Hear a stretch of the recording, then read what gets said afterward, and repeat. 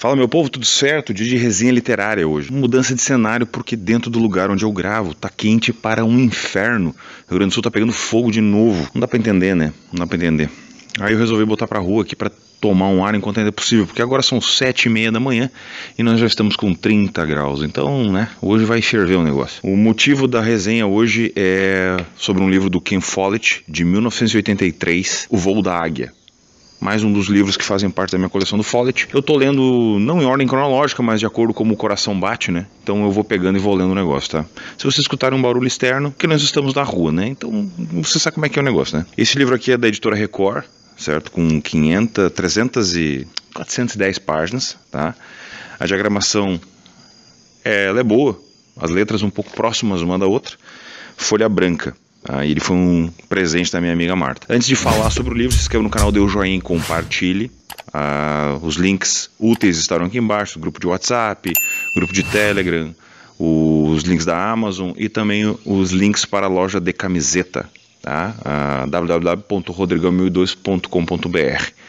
Lá vocês vão encontrar algumas camisetas, vão ter algumas canecas já e a forma de compra. Tudo isso é para auxiliar o canal a se capitanear, ok? Capitalismo, minha gente, capitalismo. Muito bem. Do que se trata o livro? Esse livro aqui é uma das 3 histórias verídicas que o Follett relatou. Então, ele foge um pouco do tipo de leitura que normalmente está se preparando para um Follett, que é uma coisa com personagens bem descritos, mas ao mesmo tempo tu percebe que tem uma coisa mais lúdica. Nesse caso aqui, o Follett, eu vou botar o livro aqui do lado. O Follett teve que segurar um pouco a onda, ele não pôde criar muito e ele ficou mais focado na história principal.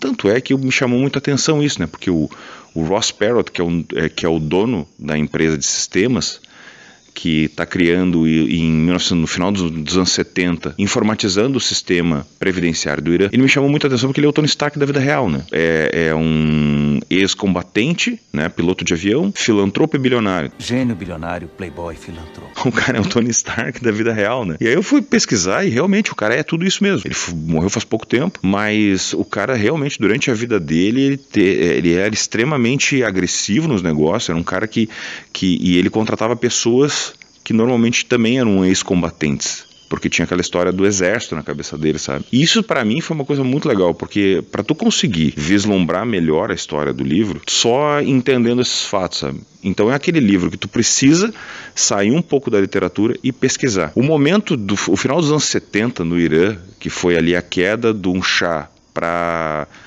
a ascensão do Ayatollah Khomeini, foi um processo violento, muito violento pro Irã.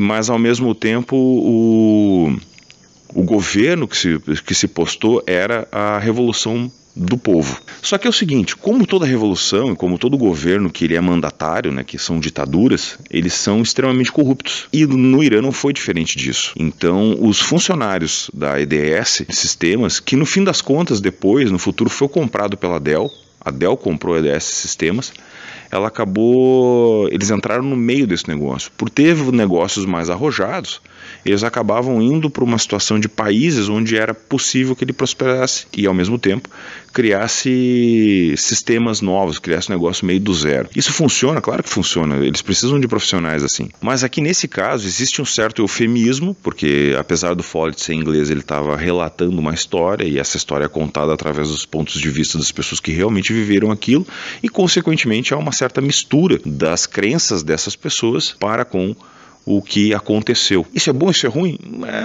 É difícil dizer, porque tu tá lendo a história através dos olhos de quem viveu aquilo. Eu inclusive li algumas resenhas no Scooby, mais por uma questão de curiosidade, porque eu não tenho levado muito a sério as resenhas das pessoas, porque elas levam para um lado muito... Tá tudo sendo levado muito pro lado da paixonite. Então quando as pessoas estão no afã de escrever, logo depois de uma leitura, ou mesmo depois de pegar os fatos de um modo geral e colocarem a sua cosmovisão do negócio, acabam ficando contra os americanos. Eu acabo dizendo que os americanos não deveriam estar ali, enfim, aquela história toda. Mas é preciso lembrar que a empresa foi contratada para fazer um serviço. Então uma empresa de um outro lugar foi contratada para fazer um serviço no país. E aí, a partir dali, os fatos foram acontecendo, porque se existia aquela ideia nacionalista dos iranianos. Então, quando tu começa a ler a história de um modo geral, as pessoas acabam levando para um outro lado, olhando com o seu olhar de 2024, uma história que aconteceu no final dos anos 70, em 1978 foi quando começou todo o problema. Então, foram 2 funcionários que foram presos, acusados de corrupção. Quando toda a equipe já tinha saído do Irã, eles acabaram prendendo aqueles 2 caras e exigiram, no caso para os americanos, um resgate, mas para os iranianos uma fiança de $12 milhões, o que na época era completamente inviável. E aí o Ross, então, com o conhecimento que ele tem militar, montou uma equipe com a capacidade de resgatar os seus funcionários. O que chama atenção aqui? Chama atenção que, primeiro, não é um livro de ação. Ele é um livro que as coisas vão acontecendo e justamente por ele ser verídico, tu percebe que muitas vezes as histórias que são contadas no livro, elas são inverossímeis, elas não teriam como acontecer.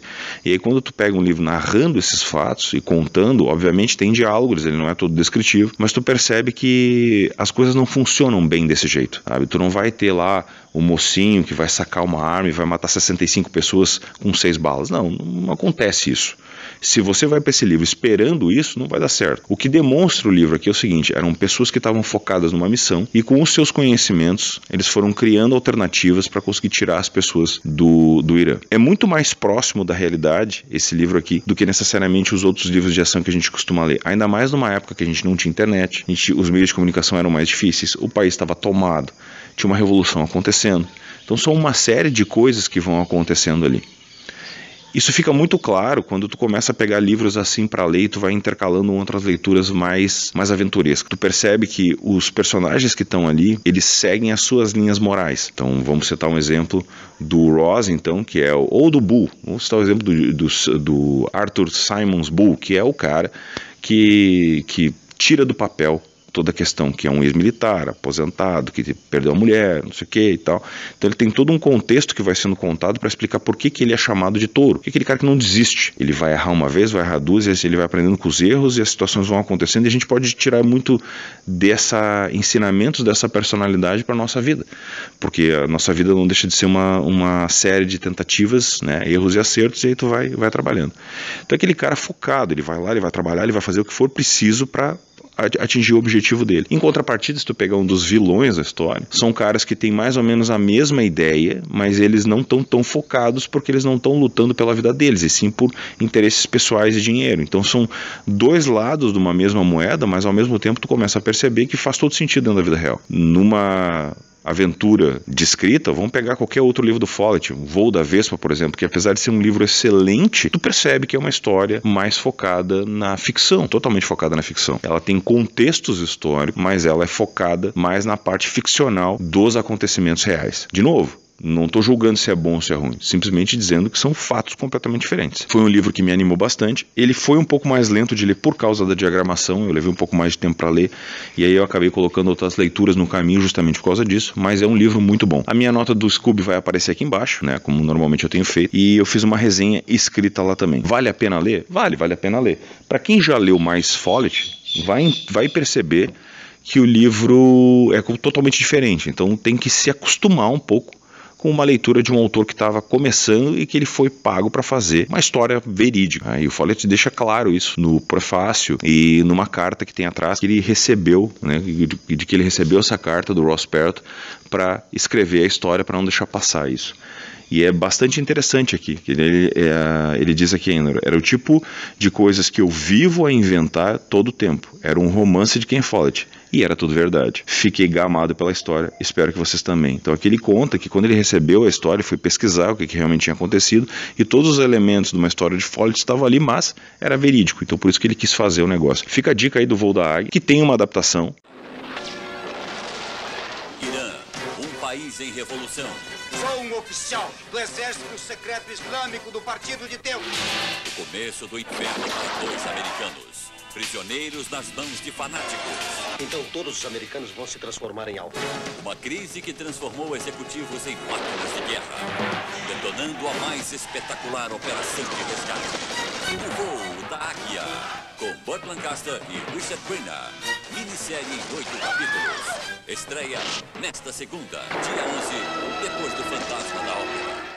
Aqui no Brasil ele foi lançado como um nome, O Voo da Águia, e ele foi estrelado pelos atores Burt Lancaster e Richard Crenna. Eu já contei essa história, mas vou contar específica aqui de novo, por ser em função da resenha do livro. Tá? Meu pai alugou isso aqui há muito tempo atrás e eu tinha na memória a existência desse filme.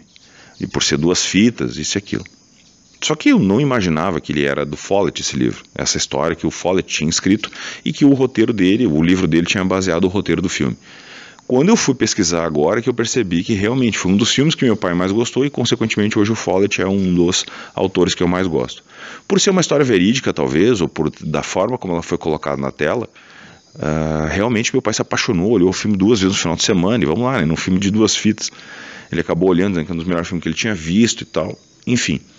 O Burt Lancaster era um ator muito famoso nos Estados Unidos. Ele fazia grandes papéis e esse aí foi um dos últimos que ele fez. Ele já estava um pouco mais velho. Até eu confesso que uma das diferenças que tem é justamente esse. O Burt Lancaster está mais velho. Eu não consegui relacionar a imagem dos dois. O Richard Crenna como Parrot, sim. É visível, inclusive, a aparência real dos dois tem uma certa semelhança, mas é um filme muito bom. Tanto é que é o seguinte, eu resolvi não assistir ele porque tem filmes que tu não olha de novo, então eu vou ficar com aquela memória afetiva do filme quando eu vi ele lá atrás. Eu não vou olhar ele de novo justamente por causa disso. Mas fica a dica aí então, para quem não viu o filme, existem formas de baixar ele na internet, ele não está em sistema de streaming nenhum, então existem formas de baixar ele por aí, com os torrents da vida. O livro é uma história de Follett, podem ler.